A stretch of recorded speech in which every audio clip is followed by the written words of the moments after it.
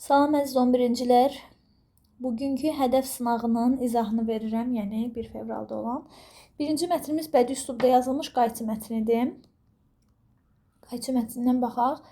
Belə saxlayıram ki, mətni oxuyub sualları cavablandırasınız, imtahanda iştirak etməyənlər. Biz də baxaq suallara. Birinci sualda deyir ki, mətnə əsasən cədvəldən doğru fikirləri müəyyən edin. Mətndə tənqid olunur. Bilirik ki, mətndə cahillikdən söhbət getmir, bir yanlışdır. Mətndə tənqid olunur, hövsələsizlik. 2-ni götürə bilərik. Mətndə təbliğ olunur. Təbliğ olunursa, yəni müsbət şeylər təbliğ olunur. Tənqid olunur, mənfi şeylər. Yəni burada müsbətləri, burada mənfiləri seçməlisiniz. Mərhəmət, qayğı təbliğ olunur. 3-ü götürürsünüz. 2, 3, C variantı. İnamsızlıq təbliğ olunmaz. Mənfi xüsusiyyətdir. Bu variantlar getdi. Heç variantı 5 yox idi. Bunlar da getdi. Variantımız 2, 3, C variantı. Məsələn, əsasən Məşədi Salman qəzəbinə qalib gələrək uşaqdan üzr istəməsi və ona sənət öyrətməyə qərar verməsi. Mətndəki hansı fikri daha qabarıq şəkildə üzə çıxarır? Həqiqət gec-tez üzə çıxır, buna görə də hər zaman dürüst olmaq lazımdır. Bunu üzə çıxarmır, daha çox onun mərhəmətidir də, yəni zorakılıq nifrət doğurar. Bu aforizma uyğun deyil heç, daha doğrusu fikrə uyğun deyil. Zorakılıq dil, mərhəmət və anlayış insan taleyini kökündən dəyişə bilər. Bu fikir ola bilər, çünki oğlana mərhəmət göstərir, anlayışlı olur artıq və həmçinin yəni onun taleyinə də təsir edir də. Yəni sənət öyrənməsinə gətirib çıxardır artıq. Yəni bir var, o insan hər zaman ağır yük daşıyardı, çətin vəziyyətlərdə yaşardı. Bir də var ki, sənət öyrənər, əlində peşəsi olar da. C variantı. Üzə baxırıq, mətnə görə yanlış fikirdir. Məhəmməd və Bacı ermənilər tərəfindən kəndləri dağıdıldıqdan sonra kimsəsiz qalmışlar. Düz onların kəndləri dağıdılmışdı, amma ermənilər tərəfindən dağıdılmamışdı ay uşaqlar. Ona görə bu hissəni yanlış edir. A variantı olacaq. Bu necə A variantıdırsa? Deməli, A variantı bizim variantımız oldu. B variantında başqa aillər sahib çıxmışdı var idi mətndən. Məşədi Salman əsəblərini cilovluyurdu, bu da var idi. Məhəmmədgil qaçqın idilər, var idi. Gülcahan həyat yoldaşının xasiyyətini bilirdi, bu da var idi.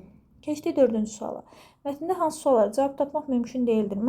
Məşədi Salman Məhəmmədi oğurluqda niyə günahlandırır? Axı onu oğurluqda günahlandırmır, sadəcə soruşur ki, qayçı hardadır?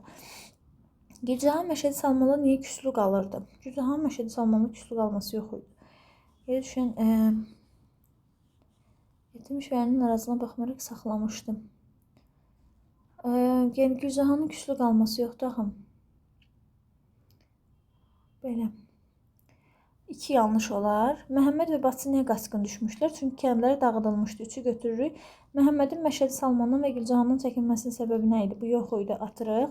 Məşədi Salmanın qəzəblənməyin səbəbi nə idi? Qayçını tapa bilmirdi. 3, 5 D variantı oldu. Mətndə üzərində rəqəm yazılmış sözlər əsasən uyğunluğu müəyyən edin. Baxaq, üzərində rəqəm yazılmış sözlər. Biri, metal düşdü. Yerə bərk bir metal düşdü. Həqiqi mənadadır. Bir də yorğun gözlər. Yorğun gözlər məcazi olar. Deməli, düşdü sözünə yazırsınız həqiqi mənada. 1-ə A. 2-ə də yazırsınız məcazi mənada. 2-ə C. 1-ə A, 2-ə C olan varianta baxırıq. A, bir dəqiqə bunu silirəm.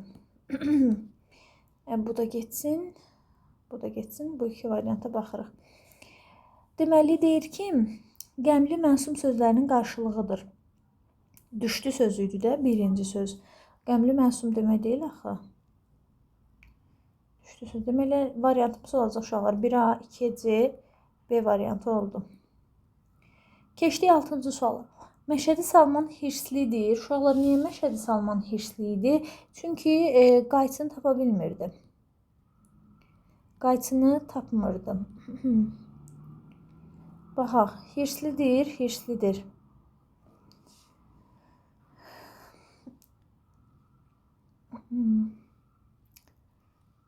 Belə, bax, burada qayçını tapmırdı ona görə. Mətndə tapmadım da, yəni ümumi olaraq zaten mətin bundan danışırdım. Qayçını tapmır, ona görə də hirslidir. Keçdik 2-ciyə. Çünki Məhəmməddən yersiz etdiyi hərəkətə görə üzr istəyir. Məşədi Salman necə birisi olsun? Məsələn, səhvini başa düşən birisidir. Səhvini anlayan biridir. Ona görə də üzr istəyir. Sonra mərhəmətli də ola bilər. Həm əsəbidir, həm də mərhəmətlidir də uşaqlar ola bilər. Mərhəmətlidir, ona görə də yersiz etdiyi hərəkətə görə üzr istəyir. Keçdik 7-ci suala. Deyir ki, mətndən sizin cədvəl tamamlayın. Səbəb Məhəmmədlə Batçı qaçqın düşmüşlər. Nəticə Məhəmmədlə Batçı qaçqın düşmüşlər. Nəticədə bax bura baxırıq da. Qaçmış Məşədi Salman yaşadığı kəndə pənah gətirmişdilər. Qaçmışdılar. Yəni nəticəsi nə olub? Başqa kəndə pənah gətiriblər. Başqa ailələrdə yaşayırlardı deyə bilərik. Başqa ailələrə pənah gətiriblər. Daha doğrusu başqa kəndlərə pənah gətiriblər. Başqa kəndə pənah gətiriblər. Bir də ki, başqa ailələrdə yaşayırlar. Belə də olar bir dəqiqə. Yəni sırf qaçqın düşmələrinə görə başqa ailələrdə yaşayır da bunlar. Sonra sənə inanmalıydım və sənin dürüstlüyün bu polad parçasından qat-qat qiymətlidir. Sənə inanmalıydım. Sənin dürüstlüyün qat-qat qiymətlidir. Gəlin baxaq. Nəyin nəticəsində olur deyirdi o. Deməli, qayçı tapılır da, yəni ondan sonra olur. Həm.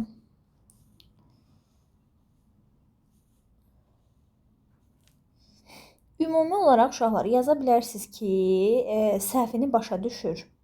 Sonra yaza bilərsiniz ki, qayçı tapılır və Məhəmmədin qorxduğunu qayçı tapılır.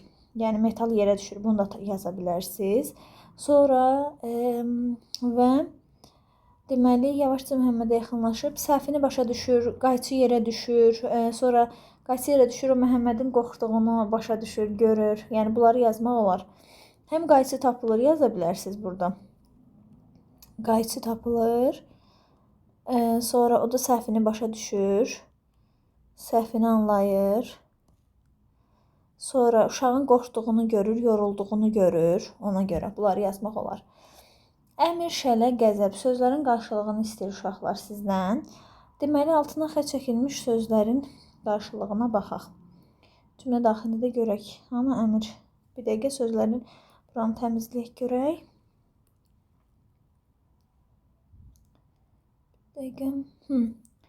Deməli, ev sahiblərinin bütün əmrlərini icra edirdilər. Əmrlərini. Əmr sözünün qarşılığına yaza bilərsiniz. Göstəriş. Daha burada yazıram. Yəni, göstərişlərini, sonra hökmlərini olmaz. Sahiblərini göstəriş yaza bilərsiniz bura.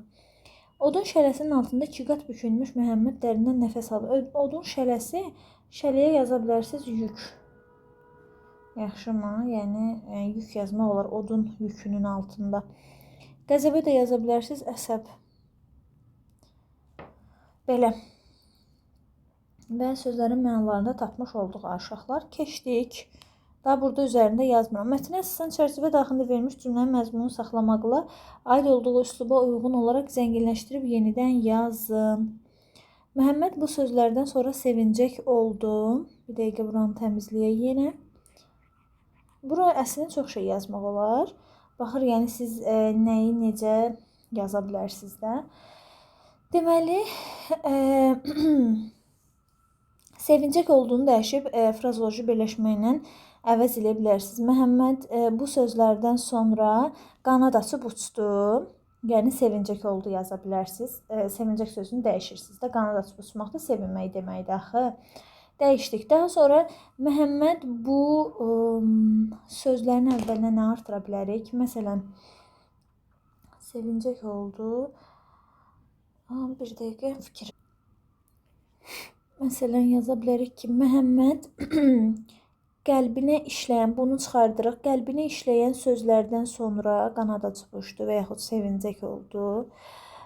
Sonra Məhəmməd könlünü alan bu sözlərdən sonra sevincək oldu kimi nələrsə də yaza bilərsiniz. Belə. Keçdik növbəti suala. Deyir ki, o vaxtda Məhəmməd Gülcahanın yanında, bacısı da Şahbəri arvadın yanında qalırdı. Deyir, bunu neçənci cümlədən sonra artırmaq olar? Baxaq. Kəndləri dağılıb talan edilən zaman baş götürüb qaçmış və Məşədi Salman yaşadığı kəndə pənah gətirmişlər. Məşədi Salman arvadı Gülcahan onu təsadüf edib evinə gətirmiş və ərinin narazılığına baxmayaraq saxlamışdı. Məhəmmədin bacısını da qonşu Şəhbəri arvad qızlığa götürmüşdü. Bax, bura yaza bilərsiniz. Bu cümlədən sonra deyir də, düzdür? Neçənci cümlədən sonra artırmaq olar ikinci cümlədən. Belə uşaqlar, birinci mətnimizin izahı ilə bağlı bu qədər. Bunu göndərib ikinci mətnə davam edirəm. Videonu bəyəndinizsə, bəyən butonuna basın və kanala abunə olmağı unutmayın. Sağ olun.